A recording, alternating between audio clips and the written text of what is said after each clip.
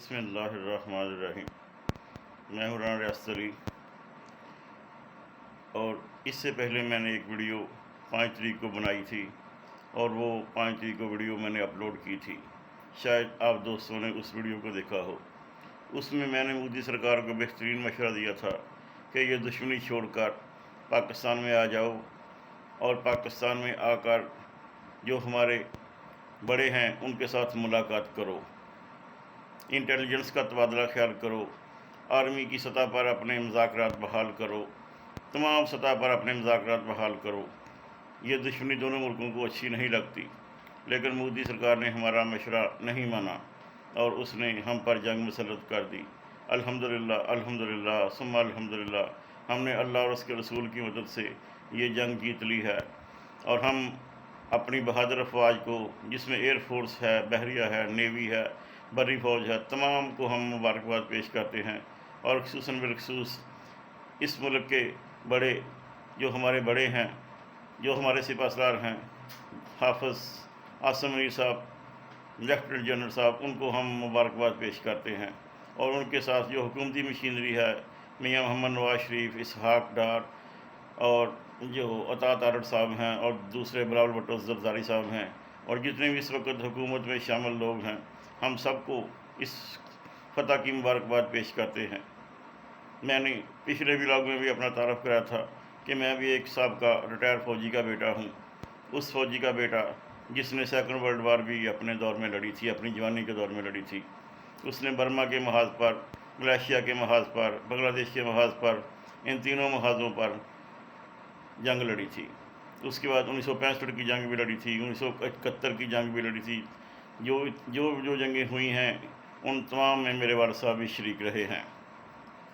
میری بات قسم تھی کہ میں بھی ایئر فورس جوائن کرنا چاہتا تھا، اور 1986 میں ملتان سیکشن اپنا امتحان دینے کے لیے پہنچ بھی گیا تھا، لیکن اس وقت جدید ڈرائیو بسیں یا ٹرینیں نہیں ہوتی تھیں، اس وقت لوکل بسیں ہوتی تھیں۔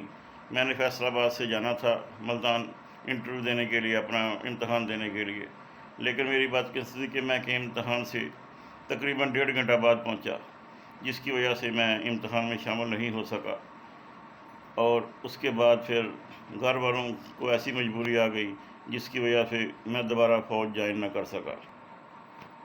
ہم اس متحدہ ہندوستان میں 1000 سال تک کٹھے رہے ہیں۔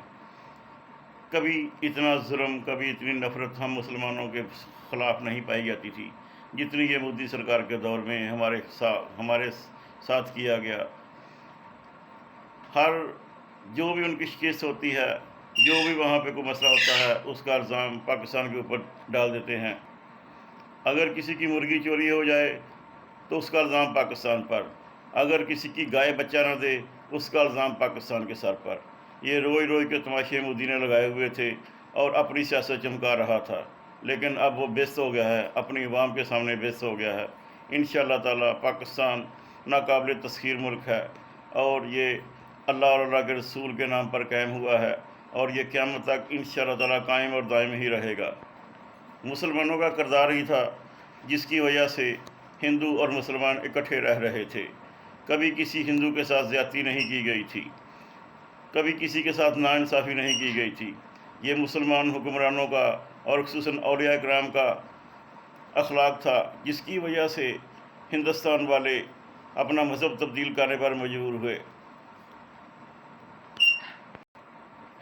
حضرت خواجہ نظام الدین، حضرت خواجہ معین الدین چشتی اجمیری کا، بابا فرید کا اخلاق ہی تھا جو مسلمان خواجہ معین الدین چشتی اجمیری رحمۃ اللہ علیہ کے ہاتھ پر 90 لاکھ ہندوؤں نے اسلام قبول کیا۔ یہ تاریخ کا ایک منفرد واقعہ ہے۔ ان میں اخلاق تھا، ان میں کردار تھا، اسی وجہ سے لوگ ان کے ہاتھوں پر بیعت کر کے مسلمان ہو رہے تھے۔ اور مسلمان سلاطین نے بھی یہاں پر انصاف قائم کیا، جس کی ایک مثال میں آپ کو سنا دیتا ہوں کہ شیر شاہ سوری کی مثال ہماری تاریخ کی کتابوں میں لکھی ہوئی ہے، اپنی تاریخ کی کتابوں میں بھی مودی سرکار پڑھ لینا، کہ جب اس کا بیٹا ہاتھی پر سوار ہو کر جا رہا تھا اور ایک ہندو کی بیٹی وہ اپنے گھر میں نہا رہی تھی، اس کی اچانک نظر پڑی تو اس نے اپنا بیڑا کھینچ کے اس لڑکی کو دے مارا۔ جب شیر شاہ سوری کے بیٹے کی یہ خبر دربار میں پہنچی اور اس لڑکی کا باپ شیر شاہ سوری کے بیٹے کے پاس شیر شاہ سوری کے پاس فریاد کرنے آیا کہ بادشاہ سلامت یہ واقعہ ہوا ہے، تو شیر شاہ سوری نے اسی وقت انصاف کیا، اور وہ انصاف یہ تھا کہ شیر شاہ سوری نے کہا کہ میری بیٹی نہائے گی اور تم ہاتھی پر سوار ہو کر جاؤ گے اور اسی طرح اس کو بیڑا پھینک کے مارو گے جس طرح میرے بیٹے نے مارا ہے، کیونکہ آنکھ کا بدلہ آنکھ، کان کا بدلہ کان، ناک کا بدلہ ناک۔ جب یہ انصاف اس نے دیکھا، وہ ہندو فوری طور پہ اس نے ان کو معاف بھی کیا اور وہ مسلمان بھی ہو گیا۔ یہ تھا مسلمانوں کا اعلیٰ اخلاق، مسلمانوں کا اعلیٰ اخلاق، اعلیٰ ظرفی، اور انشاءاللہ تعالیٰ مسلمانوں میں آج بھی اخلاق موجود ہے۔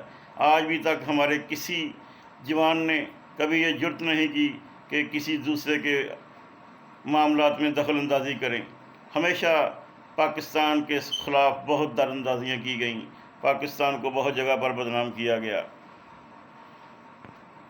یہ جو وقت چل رہا ہے، یہ مل بیٹھ کر اپنے مسائل حل کرنے کا وقت ہے۔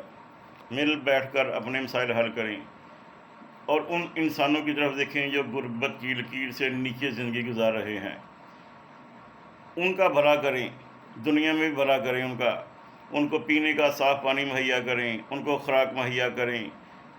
بہت ہم دیکھتے ہیں ایک پروگرام جو چلو میں بتا دیتا ہوں، کون بنے گا کروڑ پتی، اس میں جو پارٹیسپیٹ آتے ہیں وہ اپنے اپنے علاقے کا ایسا رونا روتے ہیں کہ کسی کو کپڑے میسر نہیں، کسی کو سلائی مشین میسر نہیں، کسی کو کچھ میسر نہیں۔